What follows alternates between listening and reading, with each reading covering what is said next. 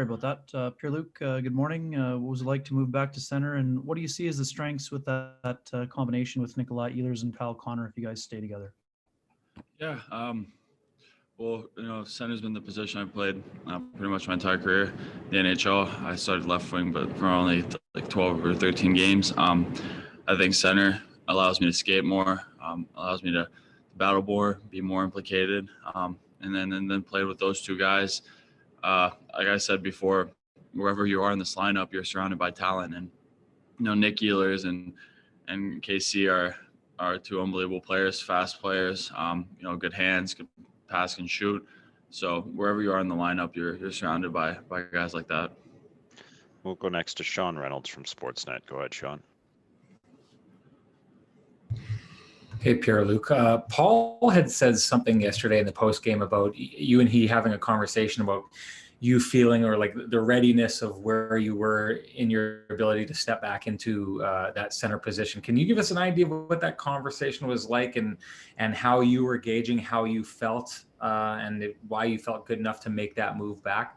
Yeah, well, I think part of it was just getting back into game shape. I did the 2-week quarantine, played 2 injured, and then coming back. I think going on the wing helps you kind of get ease into the game ready shape, if you want to call it that. And then the second part was just with the injury, being able to do all it takes, in the center position, battle in the corners, face-offs and stuff like that. I felt that I was ready. I felt that physically, I was ready mentally. I was also good to go back to center. And then, like I said, the last part is just, the more battling in the D zone, taking face-off, stuff like that. I'm ready to go. We'll go next to Kelly Moore from CJOB. Go ahead, Kelly. Bonjour, Pierre-Luc. This is kind of a two-part question here. In terms of deflection goals, they really do seem to be a valuable weapon these days in hockey. So give me your perspective on the offensive part of that, as well as now that you've moved back to center, you'll be a little bit more down low on defending against those deflection goals as well. Yeah, well, like you said, it can be a very valuable tool to your offensive game. I think of teams that are going to deflect. I think of San Jose, guys like Burns and Carlson, and before when Pavelski was there, and now him in Dallas. Whenever they're on the ice, if you have that in your toolbox, you're not only dangerous with the puck offensively, but you're also dangerous without it. And defending it can be hard sometimes because you don't just have one job to do defending. You sometimes you have 2 or 3 jobs. You have to look at the puck. You have to make sure you have good body position, but then you also have to make sure you have a good stick on the guy. Even if he's 10, 12, 15 feet, because a lot of times you think that it's within 5 feet that you have to get the stick, but like they showed yesterday, sometimes it's when they're 15 feet from the net too. So it's a dangerous play. It's hard to defend, but I think we can do a good job of that. We'll go next to Mike McIntyre from the Winnipeg Free Press. Go ahead, Mike. Morning, Pierre-Luc. Morning.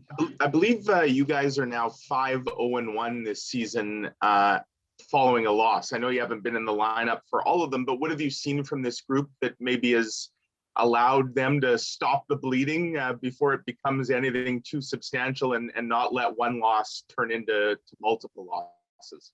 Yeah, well, we talk about, you can't lose 2. This division's very tight. Every team can win. You can't lose 2 games. And, like I said, I haven't been here the whole season, but watching these guys, watching us play and playing on this team, we've gone down, 0-2 in games before, and that doesn't stop us from coming back. I think we show a lot of resiliency. We show a lot of determination. And I think that's a key part for any team that wants to make a long run in the playoffs and eventually win the Stanley Cup. We'll go next to Paul Friesen from the Winnipeg Sun. Go ahead, Paul. Thanks, Gregor. Good morning, Pierre-Luc. This team has a few different styles of wingers, everything from the free-flowing Nick Ehlers to straight-ahead Blake Wheeler and everything in between, it seems. Have you found in your limited experience in the NHL that there's a style of winger you best mesh with, or have you found that there's one style you probably don't mesh with? I think I want to be the best player I can be, and I want to be the best player for my team. And I think as part of the centerman, it's kind of adapting to anybody, adapting to your wingers. I've played with, like you said, there's different styles of wingers in the NHL, and I feel like I've played with a lot of combinations. And your job as a center is to support your wingers, is to support the guys.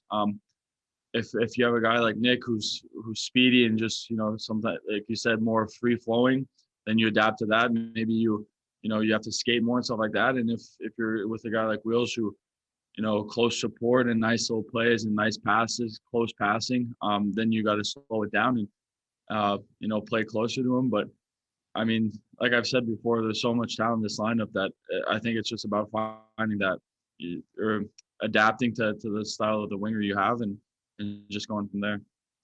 And final question to Ken Weeb from Sportsnet. Go ahead, Weber. Pierre-Luc, what do the Canucks do well in the first two periods to limit your offense, and how does your group get back to playing that more of a direct game that Paul Maurice mentioned after last night? I think they protected the middle of the ice well. They didn't give us much in the inside. They're good man-on-man team down low. They press well. They have good sticks. Big defensemen. So I think they did a good job of limiting us to the middle of the ice, trying to cut plays. But we know what we have to do. We know what we can be better at, and it's for us to just be better next game.